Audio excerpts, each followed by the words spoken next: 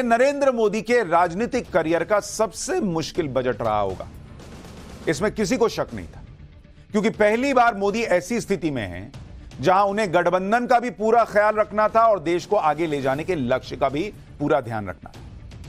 भाई विपक्ष तो मुंह फाड़े बैठा था कि 19 का 20 हो और उसका सरकार गिराने का जो सपना है वो पूरा कर पाए। लेकिन बॉस, मोदी तो मोदी हैं। आज बजट पेश भी हो गया, मोदी ने विपक्ष के अरमानों को रौंद भी दिया और देश के आगे बढ़ने के अरमानों से कॉम्प्रोमाइज भी नहीं किया। वित्त मंत्री निर्मला सीतारमण ने आज पीएम मोदी की तीसरी सरकार का पहला बजट पेश किया, जिसमें चंद्रबाबू नायडू और नीतीश कुमार जैसे सहयोगी भी सेट कर दिए गए।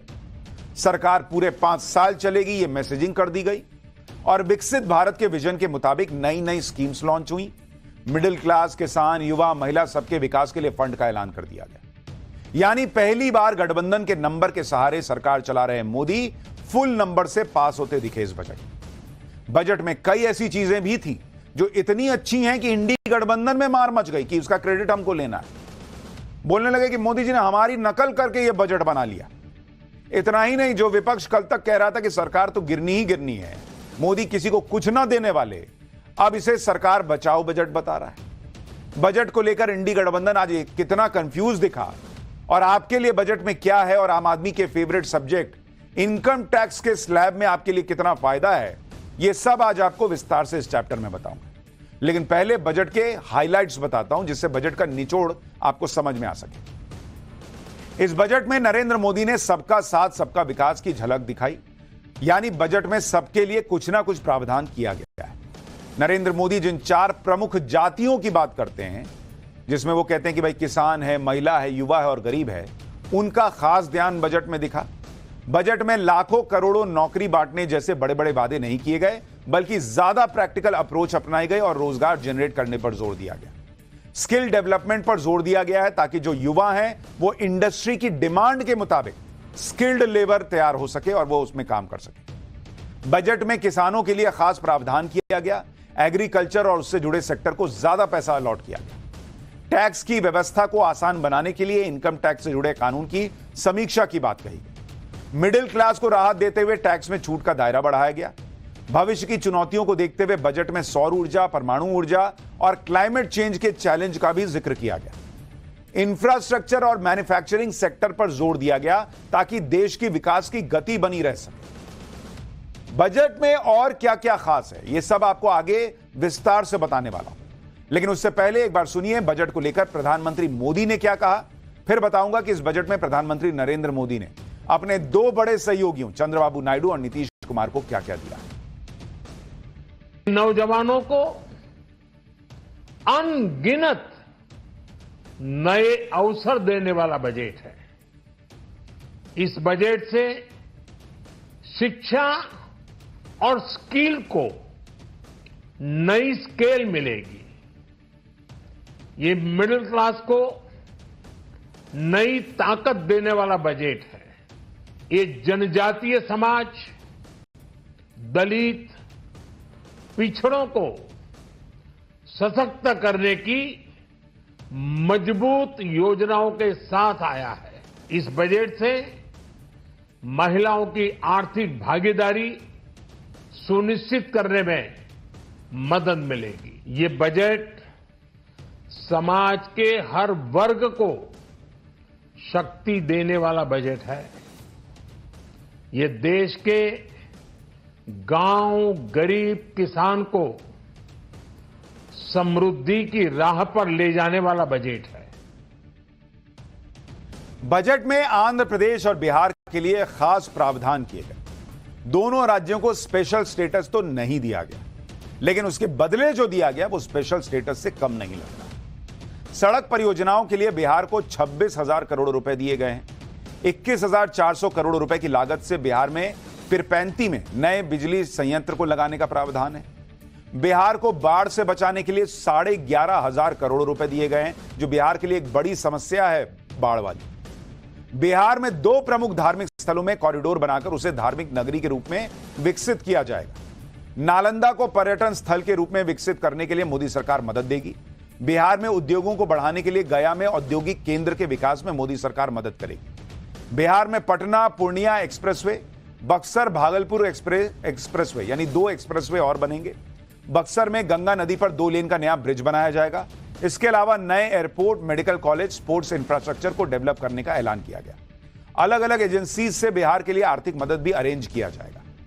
यानी आम बजट में मोदी सरकार ने बिहार को 50,000 करोड़ से भी ज्यादा का फंड दे दिया। इस स्पेशल पैकेज से बिहार में एनडीए के सहयोग की चहक उठे। वो एकदम बम बम है। बिहार के सीएम नीतीश कुमार और चिराग पासवान क्या कह रहे हैं, सुनिए एक बार, फिर बताता हूं कि चंद्रबाबू नायडू को इस बजट में क्या मिला है। बात हो रहा था विशेष राज्य का दर्जा पहले से खत्म हो गया है। हम लोगों ने कह दिया कि विशेष राज्य का दर्जा दीजिए या विशेष अधिकार के लिए मदद दीजिए, यहाँ के लिए जो जरूरत है बिहार के लिए। तो हम लोगों ने शुरू से कह दिया था कि या बिहार को विशेष तौर पर मदद करिए इसके लिए। अब उसी में उन लोगों ने कई चीजों का मदद करने का घोषणा कर दिया है। ओवरऑल हम लोग कहना था कि भाई असल चीज है कि हम लोगों को जो हम लोग इतना काम कर रहे हैं तो उसमें अगर केंद्र से बहुत सारे चीजों में और ज्यादा अतिरिक्त मदद मिलेगा तो फायदा होगा। जो लोग इस बात का हो हल्ला मचाते हैं कि बिहार को विशेष राज्य का दर्जा नहीं मिला, विशेष राज्य का दर्जा नहीं मिला, ये वही विपक्ष के लोग हैं जिनके पास ये जानकारी का अभाव है कि इन्हीं की सरकार में, यूपीए की सरकार में मनमोहन सिंह जी के दौरान ही नीति आयोग में इस तरीके के प्रावधान किए गए थे जिसके बाद किसी भी राज्य को विशेष राज्य का दर्जा मिलना लगभग नामुमकिन के करीब हो गया था। बहरहाल हम लोग की मांग रही थी कि जब तक विशेष राज्य के दर्जे का दर्जा हम लोग को नहीं मिलता, स्पेशल पैकेजेस हम लोग को दिए जाएं। मैं धन्यवाद करूंगा मेरे प्रधानमंत्री आदरणीय नरेंद्र मोदी जी का। इस बजट में बिहार फर्स्ट, बिहारी फर्स्ट को भी धरातल पर उतारने के प्रावधान दिए गए। यानी बिहार से जितने सहयोगी हैं सब बम बम है, नीतीश कुमार हो, चिराग पासवान हो। अच्छा, बजट में पीएम मोदी ने अपने दूसरे सबसे बड़े सहयोगी चंद्रबाबू नायडू का भी पूरा ध्यान रखा। चंद्रबाबू नायडू आंध्र प्रदेश के लिए लगातार फंड मांग रहे थे। उन्हें अमरावती को आंध्र प्रदेश की नई राजधानी विकसित करने के लिए फंड की जरूरत थी। बजट में अमरावती के लिए 15,000 करोड़ रुपए की अतिरिक्त मदद का ऐलान किया गया और यह भी भरोसा दिया गया कि आने वाले सालों में भी एक्स्ट्रा फंड दिया जाएगा। इसके अलावा गोदावरी नदी पर बनी पोलावरम सिंचाई परियोजना के लिए भी मदद का भरोसा दिया गया। इस योजना को आंध्र प्रदेश के किसानों की लाइफलाइन कहा जाता है। इस योजना को पूरा करना चंद्रबाबू नायडू की प्राथमिकता में सबसे ऊपर है। आंध्र प्रदेश के कुछ पिछड़े इलाकों के विकास के लिए भी मदद का ऐलान किया गया। इंडस्ट्रियल यूनिट्स को विकसित किया जाएगा। हाईवे, बिजली, पानी और बाकी बुनियादी सुविधाओं के लिए भी फंड जारी होगा। यानी चंद्रबाबू नायडू पीएम मोदी से जिस मदद की उम्मीद कर रहे थे, नरेंद्र मोदी ने आंध्र प्रदेश के लिए उसे भी पूरा कर दिया। अब यही वजह है कि चंद्रबाबू नायडू ने भी इस मदद के लिए प्रधानमंत्री मोदी को धन्यवाद दिया। चंद्रबाबू नायडू ने कहा कि आंध्र प्रदेश की जनता की तरफ से वो प्रधानमंत्री मोदी और वित्त मंत्री निर्मला सीतारमण को शुक्रिया कहना चाहते हैं। केंद्र सरकार ने राज्य की जरूरतों को पहचाना। बजट में राजधानी, पोलावरम, औद्योगिक नोड्स और आंध्र प्रदेश में पिछड़े क्षेत्रों के विकास पर ध्यान केंद्रित करने के लिए शुक्रिया। केंद्र से यह समर्थन आंध्र प्रदेश के पुनर्निर्माण में एक लंबा रास्ता तय करेगा। चंद्रबाबू नायडू ने कहा कि वो इस प्रगतिशील और आत्मविश्वास बढ़ाने वाले बजट के लिए नरेंद्र मोदी सरकार को बधाई देते हैं। बजट पर टीडीपी के सांसद राममोहन नायडू ने यहां तक कह दिया कि आज के बजट से साफ हो गया कि मोदी और नायडू की जोड़ी मतलब फेविकॉल की जोड़ी। अब बताइए, विपक्ष इंडी अलायंस अगस्त में सरकार गिरवा रहा था और यहां नायडू के लोग कह रहे हैं, चंद्रबाबू नायडू के, कि मोदी नायडू की जोड़ी फेविकॉल की जोड़ी है। नीतीश कुमार बम बम, चिराग पासवान खुश। तो फिर कहां से गिरेगी सरकार भाई?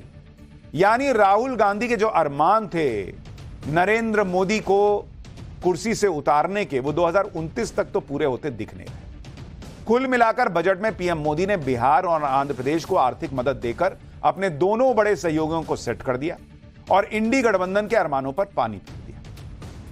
क्योंकि इंडी गठबंधन लगातार यह नैरेटिव सेट कर रहा था कि मोदी सरकार तो बस अभी गिर जाएगी, लेकिन यहां तो नरेंद्र मोदी के सहयोगी कह रहे हैं कि यह फेविकॉल की मजबूत जोड़ी है, टूटने वाली नहीं है।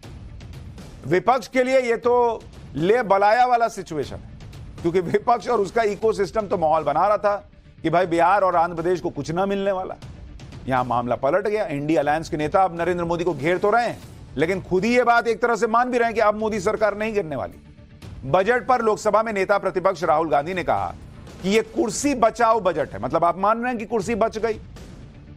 राहुल गांधी ने इस बजट को सहयोगियों को खुश करने वाला बता दिया और कहा कि दूसरे राज्यों की अनदेखी कर एनडीए सहयोगियों को खोखले वादे किए गए। राहुल गांधी ने कहा कि मोदी सरकार यह बजट अपने मित्रों को खुश करने के लिए लाई है।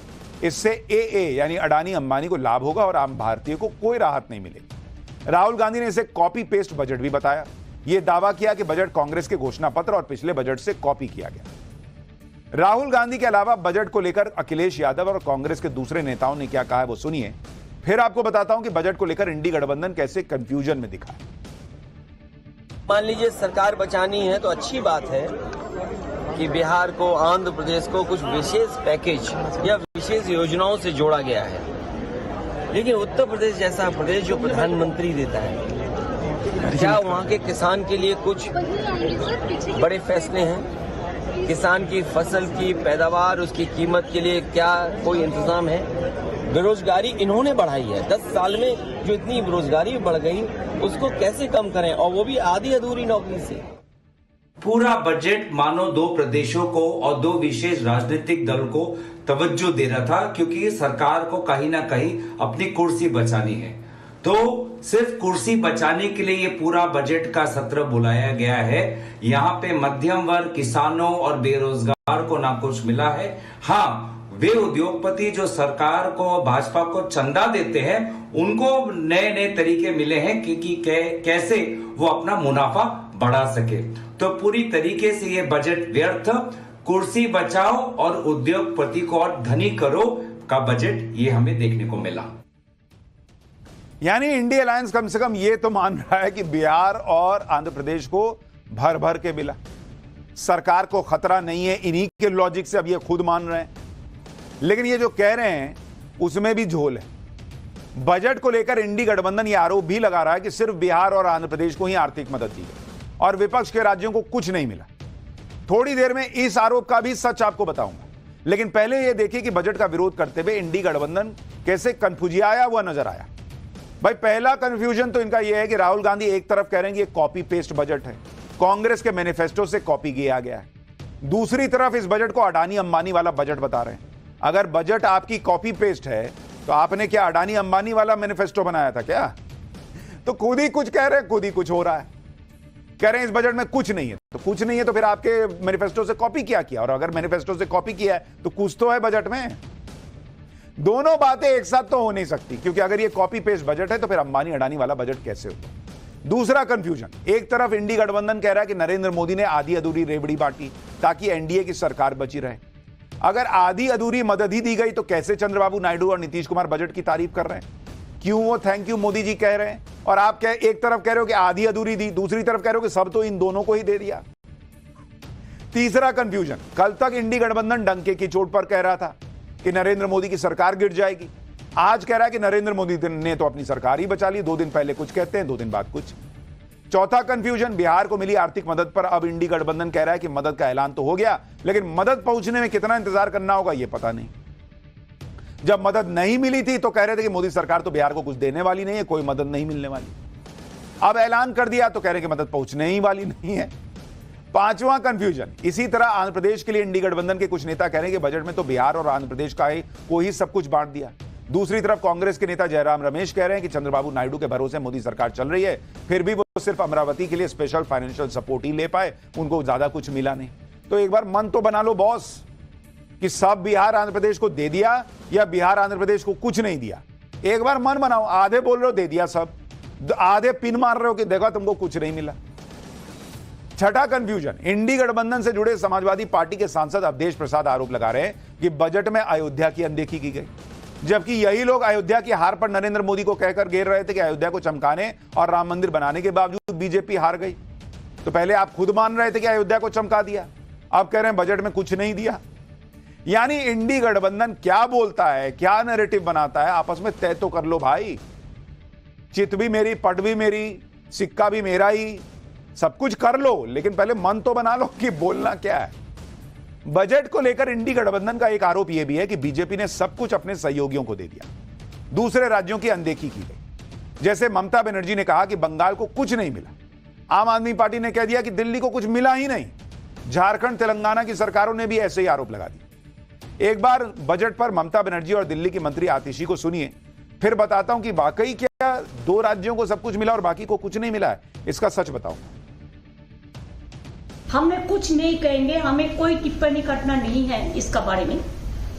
मेरे को यही बोलना है, this budget is totally directionless, anti people, no vision, only the political mission is there. Darjeeling देखिए, दार्जिलिंग से वोट लेते हैं, वोट का टाइम में बड़ा बड़ा बात करते हैं, वादा करते हैं, और वोट आ जाने के बाद, हो जाने का बाद दार्जिलिंग को भूल जाता है। सिक्किम को मिलने दो, हमारा कोई इतराज नहीं है, लेकिन सिक्किम को मिलना और बंगाल को डिप्राइव करना दार्जिलिंग को, दिस आई कैनॉट सपोर्ट। इस बार यूनियन बजट 48 लाख करोड़ का है, तो दिल्ली की जो 20,000 करोड़ की डिमांड है, ये यूनियन बजट का मात्र 0.4% है। लेकिन उसके बावजूद भी केंद्र सरकार ने 1 रुपया शेयर इन टैक्सेस का नहीं दिया और 1 रुपया भी दिल्ली की म्युनिसिपल कॉर्पोरेशन को नहीं।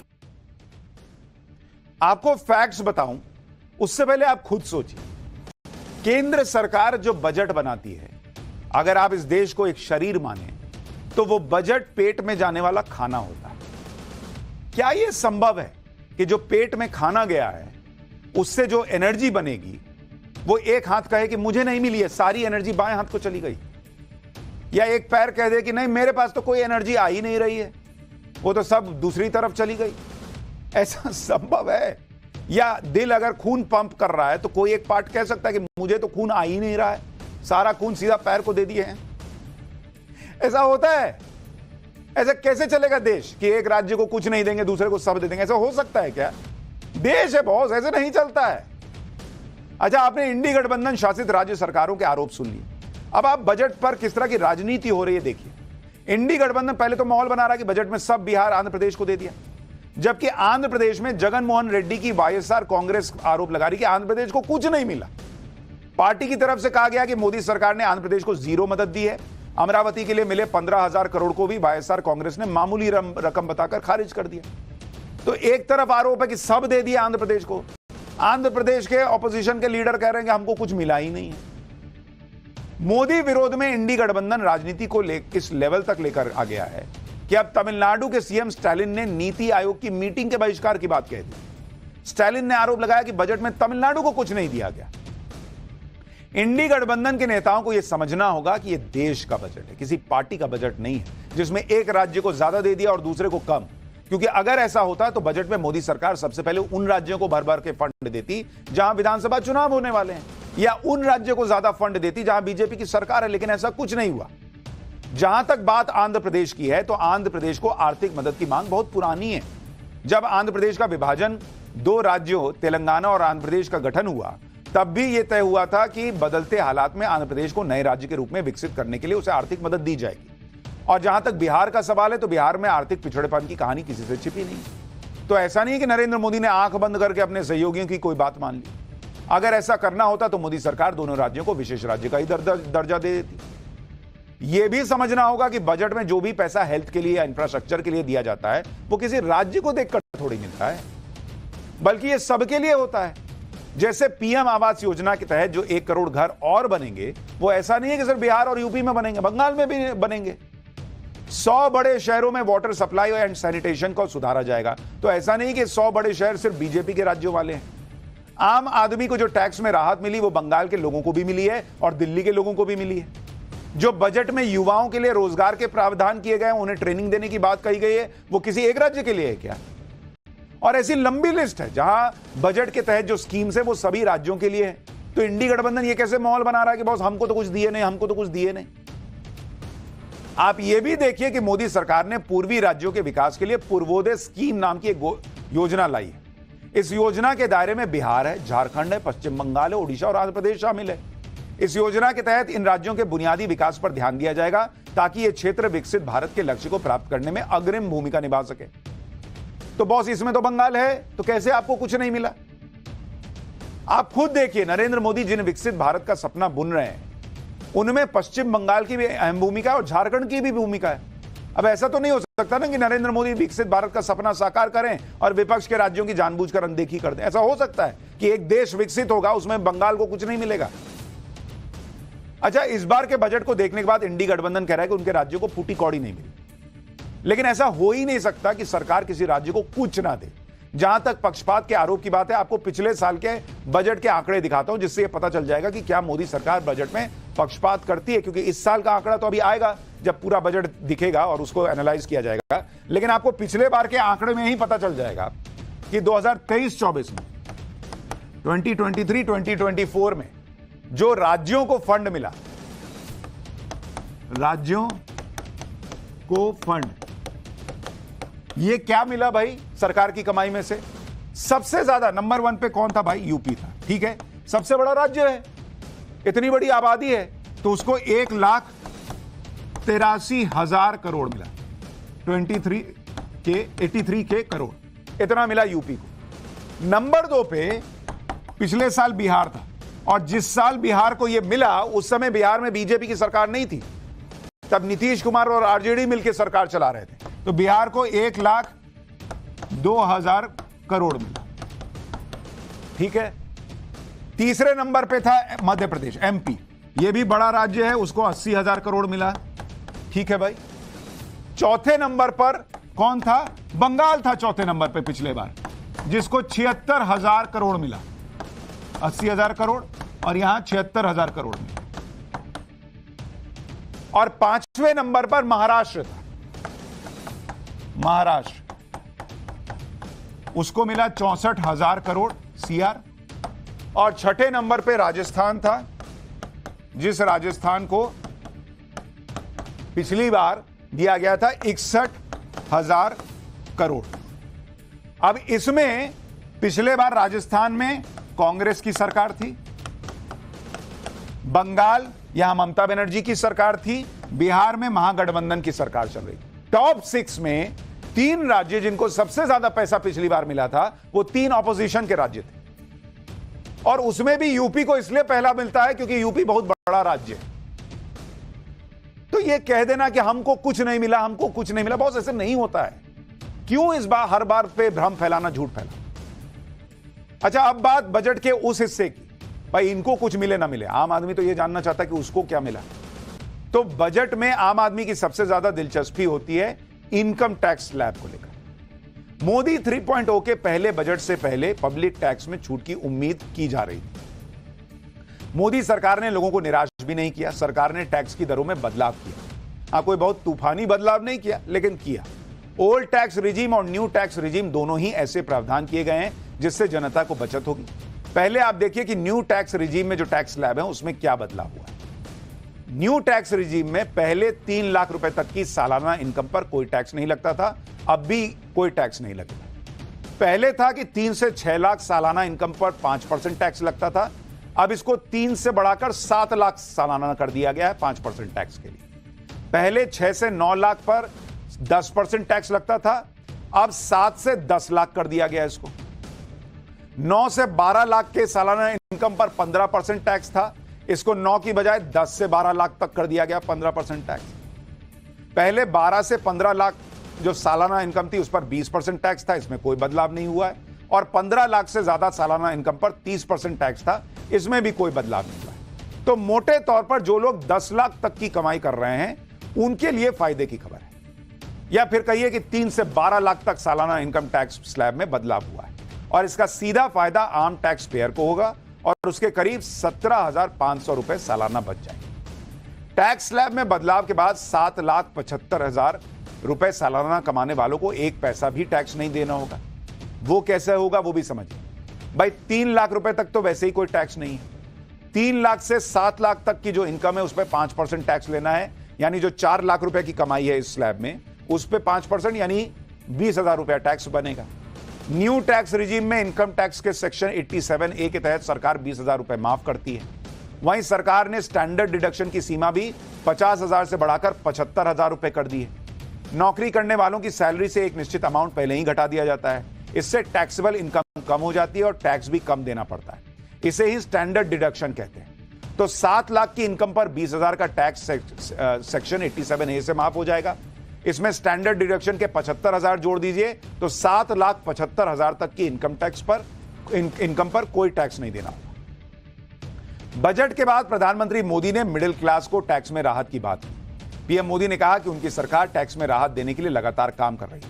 एक बार पीएम का यह बयान भी सुनिए, फिर आपको बताता हूं कि ये सरकार ने जो टैक्स में छूट दी है ये कितनी बड़ी या कम। एनडीए सरकार ने पिछले 10 साल में ये सुनिश्चित किया है कि गरीब और मध्यम वर्ग को लगातार टैक्स से राहत मिलती रहे। इस बजट में भी इनकम टैक्स में कटौती और स्टैंडर्ड डिडक्शन में वृद्धि का फैसला लिया गया है। टीडीएस के नियमों को भी सरल किया गया है। इन कदमों से हर टैक्स पेयर को अतिरिक्त बचत होने वाली है। यानी प्रधानमंत्री कह रहे हैं कि सिर्फ इनकम टैक्स नहीं, दूसरे माध्यमों से भी आम आदमी को, मिडिल क्लास को मदद मिलेगी टैक्स बचाने। इंडी गठबंधन का एक आरोप यह भी रहता है कि मोदी सरकार उद्योगपतियों को फायदा पहुंचाती है, गरीबों का पैसा अडानी अंबानी को देती है। लेकिन इसकी सच्चाई क्या है वो भी आपको बताता हूं। जो टैक्स रिटर्न की हम बात करते हैं, कई बार हम सोचते हैं कि भाई सरकार ने बहुत बड़ा कोई तूफानी कदम नहीं उठाया, लेकिन अगर आप इसको नंबर से समझेंगे कि टैक्स रिटर्न भरने वाले, मतलब जो इनकम टैक्स भरते हैं, उनकी संख्या देश में कितनी है? 7.4 करोड़, यानी 7 करोड़ 40 लाख लोग इनकम टैक्स भरते हैं इस देश के अंदर। 140 करोड़ की आबादी में 7 करोड़ 40 लाख लोग इनकम टैक्स रिटर्न फाइल करते हैं। इसमें भी जीरो टैक्स, जिनका जीरो टैक्स की कैटेगरी में जो लोग आते हैं, वैसे लोग हैं 5 करोड़ 16 लाख। 7 करोड़ 40 लाख में से 5 करोड़ 16 लाख लोग ऐसे हैं जो रिटर्न तो फाइल करते हैं पर उनका कोई टैक्स नहीं बनता, टैक्स नहीं देते, वो स्लैब में आते हैं। टैक्स देने वाले कितने लोग हैं? टैक्स देने वाले लोग हैं 2 करोड़ 24 लाख। इतने लोग 2 करोड़ 24 लाख टैक्स देते हैं। अब इस 2 करोड़ 24 लाख में अगर आप देखेंगे 10 लाख से कम जिनकी इनकम है, ऐसे लोग कितने हैं? 10 लाख से कम इनकम वाले 97% है। यानी ये जो 2 करोड़ 24 लाख लोग टैक्स दे रहे हैं, उसमें से भी 97% लोग ऐसे हैं जिनकी 10 लाख से कम आमदनी है। तो ऐसे लोगों की इनकम टैक्स में योगदान इनका कितना होता है? इनका योगदान होता है 52%। सरकार जो 100 रुपया कमाती है इनकम टैक्स से, उसमें 52 रुपया ऐसे 97% लोगों से आता है जिनकी आमदनी 10 लाख से कम है। तो जब आप 10 लाख कम तक या 12 लाख तक कमाने वाले को टैक्स में छूट देते हो, तो आप यह समझिए कि सरकार जो 52 रुपया कमा रही है उसमें कमी कर रही है, 97% लोगों को राहत दे रही है। यह बात समझनी होगी। जो लोग 10 लाख से ज्यादा कमाने वाले हैं, इसमें 10 लाख प्लस के इनकम वाले जो लोग हैं, ऐसे लोगों की जो संख्या है वो 3% है। और उस 3% में हम में से बहुत सारे लोग आते हैं, तो हमको लगता है कि यार हमको तो कुछ मिला नहीं। लेकिन अगर आप सरकार के हिसाब से देखिएगा तो सरकार 97% लोगों को राहत दे रही है। वो ऐसा देखिए, नरेंद्र मोदी का हिसाब क्लियर है, उनका विजन क्लियर है कि देश को आगे ले जाना है तो टैक्स तो लेना पड़ेगा, उसी पैसे से ना इंफ्रास्ट्रक्चर बनेगा और 10 चीजें होंगी। और वो कभी भी कोई तूफानी राहत इनकम टैक्स में दे देंगे, इसकी उम्मीद ही करना बेमानी है। क्योंकि जब 2019 और 2024 के चुनाव के ठीक पहले नरेंद्र मोदी ने कोई तूफानी फेरबदल नहीं किया टैक्स स्लैब में, तो ऐसा अब कैसे कर देते बॉस, जब भारत को तीसरी सबसे बड़ी अर्थव्यवस्था के टारगेट को अचीव करने के लिए आगे बढ़ा रहे हैं। हां, यह जरूर है कि जिनको राहत की सबसे ज्यादा जरूरत थी उन्हें राहत मिली, भले ये थोड़ी राहत है लेकिन राहत दी गई। लेकिन इस बार मिडिल क्लास को और भी बहुत कुछ मिला है, उसके बारे में बताऊं उससे पहले पब्लिक बजट पर क्या बोल रही है, एक बार वो रिएक्शन सुनिए। टैक्स स्लैब कम करना ये बहुत बड़ी राहत है। महिलाओं का भी ख्याल रखा है, स्टार्टअप के लिए भी बोला है, उसमें महिलाओं को भी लाभ मिलेगा। देखा हूँ कि मिडिल क्लास को कहीं किसी तरह से गवर्नमेंट को ऐसी कोई छूट नहीं मिल रही है कि हाँ मिडिल क्लास को खुश हो, बाकी सारी लोगों को दिया जा रहा है। नहीं, कुछ चीजें तो अच्छी हुई हैं जिसको हम डिनाई नहीं कर सकते। जैसे कुछ दवाइयां हैं जो कैंसर है, बाकी चीजें हैं सारी, उन पर काफी 15% से 20% कम किया गया है। पिछले 30-40 साल का बजट देख रहा हूँ, लेकिन इस तरह की व्यवस्था तो कभी हुई नहीं थी स्टार्टअप के लिए लोन के लिए। बिना गारंटी के आपको लोन स्टार्टअप के लिए दे रही है गवर्नमेंट। कुल मिलाकर के बजट अच्छा है, महिलाएं खुश हुई है, आत्मनिर्भर बनाने की तरफ एक कदम है, महिलाओं को और आगे बढ़ाने की तरफ कदम है। मोटे तौर पर पब्लिक भी कह रही है कि बजट ठीक लग रहा है। मोदी सरकार के बजट में मिडिल क्लास का पूरा ध्यान रखा गया। मिडिल क्लास को राहत और फायदा देने के लिए जो ऐलान किए गए वो भी आपको बताता हूं। मुद्रा लोन की लिमिट 10 लाख रुपए से बढ़ाकर अब 20 लाख कर दी गई। मतलब अगर आपको अपना बिजनेस करना है तो जो लोन पहले 10 लाख तक का मिलता था, सरकार कह रही है कि 20 लाख रुपए आप लोन लो और बिना किसी गारंटी के ये मुद्रा लोन मिलता है बॉस। शहरों में रहने वाले गरीबों के लिए 1 करोड़ घर बनाने का ऐलान हुआ है। हायर एजुकेशन के लिए 10 लाख रुपए का सस्ता लोन मिलेगा। कैंसर की 3 दवाओं पर कस्टम ड्यूटी हटा दी गई, जिससे दवाएं सस्ती मिलेंगी। पीएम सूर्य घर मुफ्त बिजली योजना के तहत 1 करोड़ घरों को 300 यूनिट बिजली फ्री मिलेगी। मोबाइल फोन और उसके चार्जर से 15% एक्साइज ड्यूटी घटाई गई है और अब मोबाइल फोन और चार्जर सस्ते मिलेंगे। इस बार के बजट में युवाओं पर भी सरकार का फोकस साफ दिखा। वित्त मंत्री निर्मला सीतारमण ने एजुकेशन, स्किल डेवलपमेंट और नौकरियों को लेकर बड़ी घोषणाएं की। जैसे कौशल विकास की 5 योजनाओं को सरकार 2 लाख करोड़ रुपए की फंडिंग करेगी, जिससे 5 साल में 4 करोड़ से ज्यादा युवाओं को फायदा मिलेगा। 1000 इंडस्ट्रियल ट्रेनिंग इंस्टीट्यूट का अपग्रेडेशन होगा और इस अपग्रेडेशन से 5 साल में 20 लाख युवाओं का कौशल विकास होगा। सरकार ने 500 टॉप कंपनियों में युवाओं के लिए स्पेशल इंटर्नशिप का प्लान बना दिया है। यह बहुत बड़ी खबर है, जिसके तहत 5 साल में 1 करोड़ से ज्यादा युवाओं को टॉप की 500 कंपनियों में सरकार इंटर्नशिप करवाएगी। 1 साल की इंटर्नशिप में युवाओं को हर महीने 5,000 रुपए भत्ता मिलेगा, जबकि इंटर्नशिप पूरी होने के बाद अलग से 6,000 रुपए मिलेगी। पहली नौकरी करने वालों को भी सरकार की तरफ से सौगात मिलेगी और उनके पीएफ अकाउंट में 1 महीने की सैलरी सरकार अपनी तरफ से डालेगी। जिन्हें सरकारी योजनाओं के तहत कोई फायदा नहीं मिल रहा है, उन्हें 10 लाख रुपए से ज्यादा का एजुकेशन लोन अब सरकार देगी और इस एजुकेशन लोन का 3% तक पैसा सरकार खुद जमा करेगी। यानी इस बार इनकम टैक्स में मिडिल क्लास को थोड़ी छूट जरूर दिखे, लेकिन घुमा फिरा के बहुत सारी ऐसी चीजें हैं जिससे देश की अर्थव्यवस्था को आगे ले जाने और मिडिल क्लास को फायदा पहुंचाने दोनों का प्रयास होता दिखा। बजट में सरकार ने 7 चीजों पर कस्टम ड्यूटी घटा दी है और 2 पर बढ़ाई है।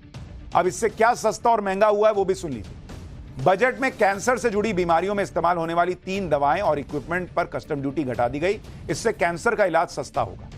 सोने और चांदी पर कस्टम ड्यूटी 15 से घटाकर 6% कर दी गई है। इससे सोने और चांदी से बनने वाले गहने सस्ते हो जाएंगे, इनकी कीमत कम हो जाएगी, आपकी टेंशन बढ़ जाएगी, भाभी जी कहेंगी कुछ दिलाओ।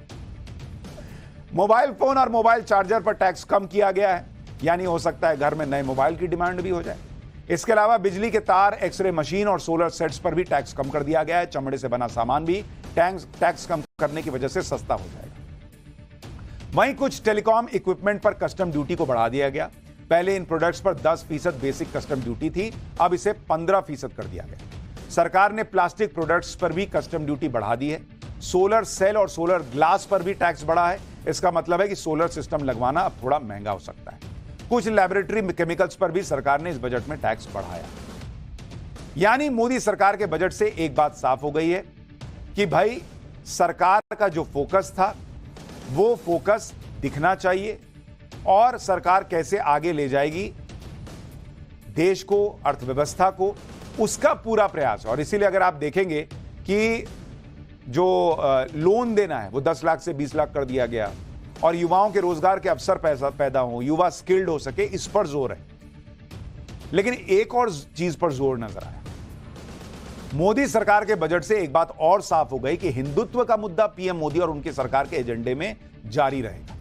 अयोध्या में लोकसभा चुनाव हारने के बाद इंडी गठबंधन लगातार कह रहा है कि जनता ने हिंदुत्व के मुद्दे को नकार दिया, लेकिन पीएम मोदी के लिए हिंदुत्व चुनावी मुद्दा नहीं, बल्कि आस्था और सनातन से जुड़ा मुद्दा है।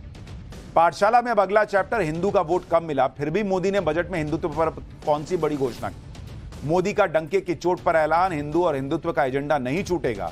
अब इसका chapter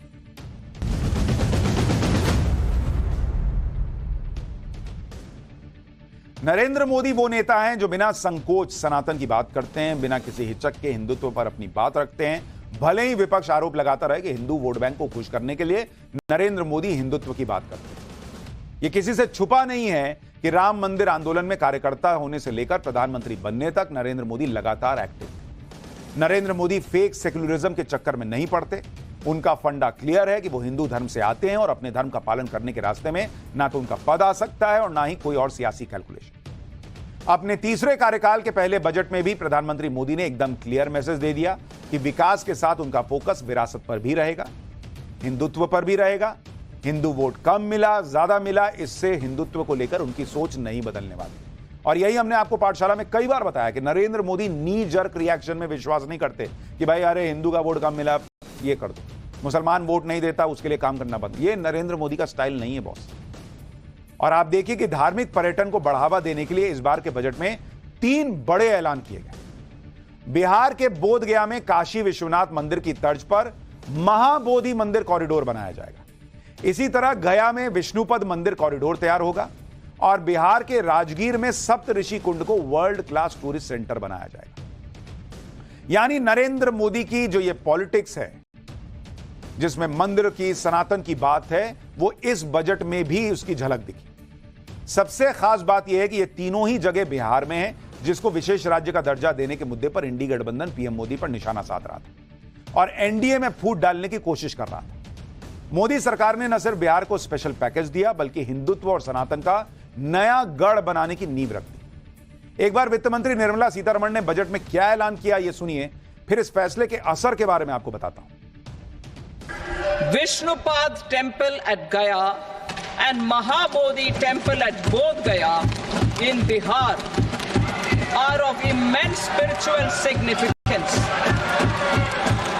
Comprehensive development of Vishnupad temple corridor and Mahabodhi temple corridor will be supported, modeled on the successful Kashi Vishwanath temple corridor to transform them into world-class pilgrim and tourist destinations.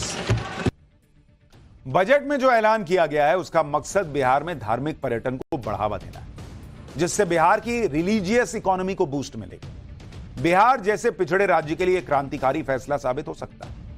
अभी कुछ दिन पहले ही PM Modi ने बिहार में Nalanda university के नए campus का उद्घाटन किया। नालंदा यूनिवर्सिटी भी भारत की प्राचीन विरासत का प्रतीक है। नालंदा के विकास को लेकर आज भी बजट में कई घोषणाएं की गई।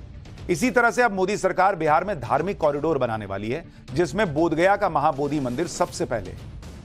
बिहार के बोधगया का महाबोधि मंदिर दुनिया के सबसे प्राचीन बौद्ध मंदिरों में से एक है। माना जाता है कि इसी मंदिर के परिसर में बोधि वृक्ष है, जिसके नीचे भगवान बुद्ध को ज्ञान मिला था। मंदिर का निर्माण सम्राट अशोक ने 260 ईसा पूर्व यानी करीब 2300 साल पहले कराया।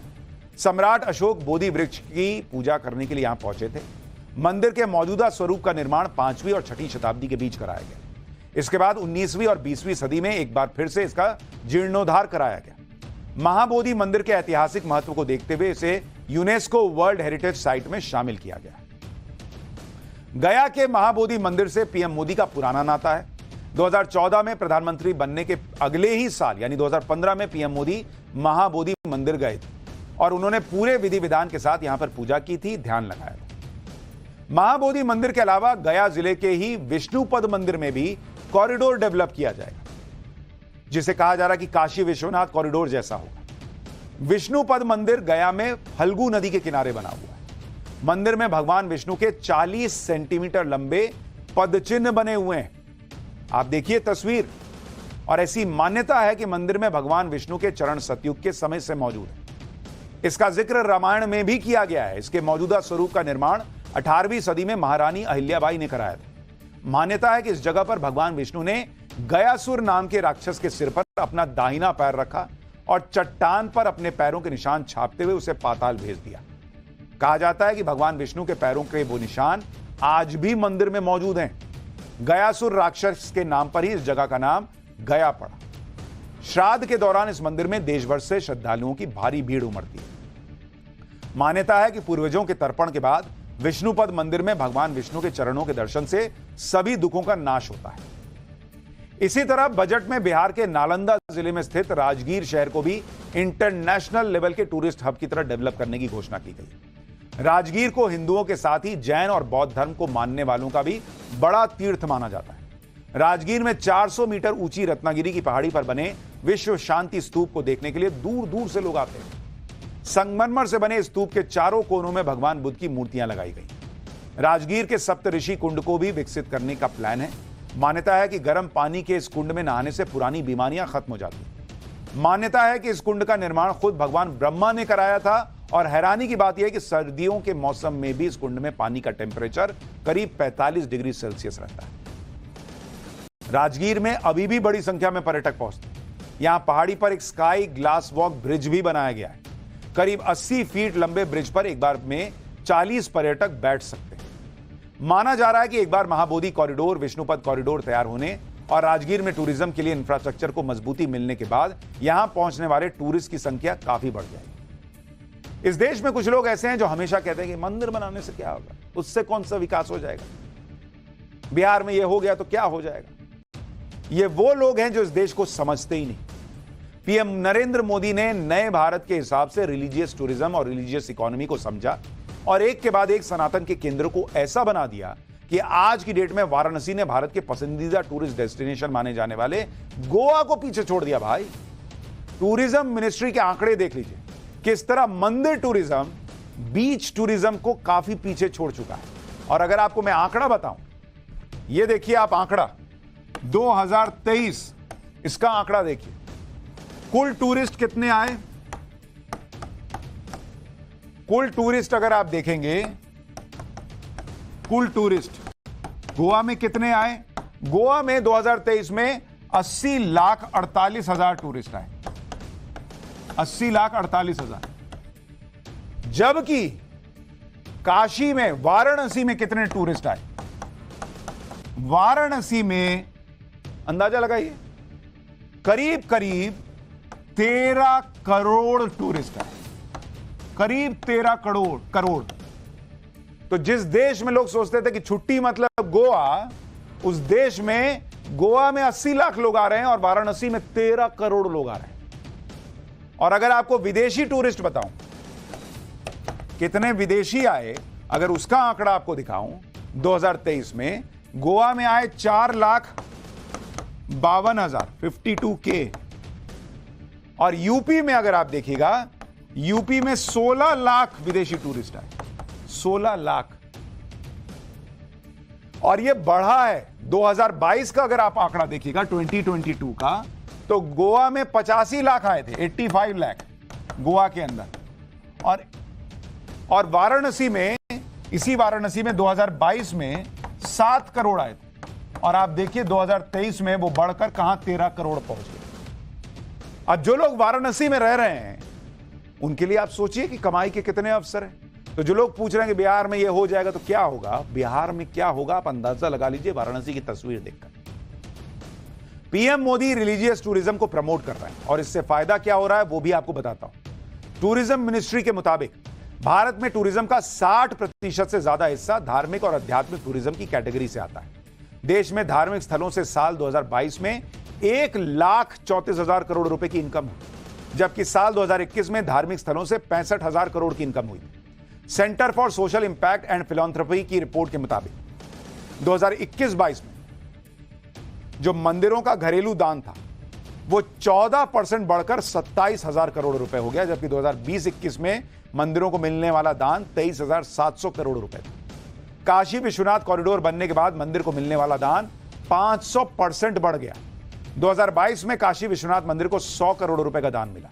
इसी तरह से काशी विश्वनाथ कॉरिडोर बनने के बाद वाराणसी में टूरिज्म 1000% बढ़ा है। उज्जैन में महाकाल कॉरिडोर बनने के बाद टूरिज्म 1796% बढ़ गया। एक रिपोर्ट के मुताबिक 2030 में धार्मिक पर्यटन के क्षेत्र में कुल 14 करोड़ नौकरियां बढ़ने वाली हैं। तो जो लोग ये पूछ रहे हैं कि बिहार में ये रिलीजियस टूरिज्म से क्या होगा, आप अंदाजा लगाइए कि क्या होगा। अगर किसी क्षेत्र में पर्यटकों की संख्या बढ़ती है तो उस क्षेत्र के लोगों का फायदा होता है, क्योंकि टूरिस्ट अपने साथ हजारों करोड़ रुपए का बिजनेस लेकर आते हैं। और वो धर्म देखकर बिजनेस नहीं करते कि रिक्शे वाले पे चढ़ूंगा तो वो रिक्शा वाला जो है वो फलाने धर्म का है या नहीं, खाना कहां खा रहा हूं, किस होटल में रुक रहा हूं, सबका हिसाब किताब सेट हो जाता है। वित्त मंत्री निर्मला सीतारमण ने भले ही आज बजट में विकास और विरासत की बात कही, जबकि पीएम मोदी एक दिन पहले ही इसका जिक्र कर चुके थे। मौका था दिल्ली के भारत मंडपम में हो रही वर्ल्ड हेरिटेज कमेटी की 46वीं बैठक का। इसमें पीएम मोदी ने काशी विश्वनाथ कॉरिडोर और अयोध्या में राम मंदिर के निर्माण का जिक्र किया। उन्होंने साफ कर दिया कि विकास भी विरासत भी न्यू इंडिया का यह विजन बन चुका है। सुनिए एक बार पीएम को। भारत का तो विजन है, विकास भी विरासत भी। बीते 10 वर्षों में भारत ने एक और आधुनिक विकास के नए आयाम छुए हैं, वहीं विरासत पर गर्व का संकल्प भी लिया है। हमने विरासत के संरक्षण के लिए अभूतपूर्व कदम उठाए हैं। काशी में विश्वनाथ कॉरिडोर हो, अयोध्या में राम मंदिर का निर्माण हो, प्राचीन नालंदा विश्वविद्यालय का आधुनिक कैंपस बनाना हो, देश के कोने कोने में ऐसे अनेकों काम हो रहे हैं। विरासत को लेकर भारत के इस संकल्प में पूरी मानवता की सेवा का भाव जुड़ा है। अब यह भी देखिए कि बोध गया और गया में काशी विश्वनाथ मंदिर की तर्ज पर कॉरिडोर तैयार होगा तो श्रद्धालुओं और पर्यटकों की भी भीड़ जुटेगी। इसके लिए कनेक्टिविटी को भी तो बढ़ाना होगा। प्रधानमंत्री मोदी ने बजट में इसके लिए भी पूरा इंतजाम कर दिया। कनेक्टिविटी बढ़ाने के लिए बिहार में पटना पूर्णिया एक्सप्रेसवे और बक्सर भागलपुर एक्सप्रेसवे के अलावा बोधगया राजगीर वैशाली दरभंगा एक्सप्रेसवे और बक्सर में गंगा नदी पर 2 लेन वाला नया ब्रिज तैयार करने के लिए कह दिया गया। इन प्रोजेक्ट्स में करीब 26,000 करोड़ रुपए की लागत आई। यानी पूरी तैयारी के साथ नरेंद्र मोदी बिहार के लिए सोच रहे हैं और उम्मीद की जानी चाहिए कि इसका असर इंपैक्ट बिहार में दिखेगा। वो बिहार जहां पर इतने बुद्धिजीवी लोग रहते हैं जो देश में दुनिया में अपना प्रभाव छोड़ते हैं, लेकिन उसके बावजूद अगर बिहार पिछड़ा रहता है तो ये बड़ा सवाल खड़ा करता है।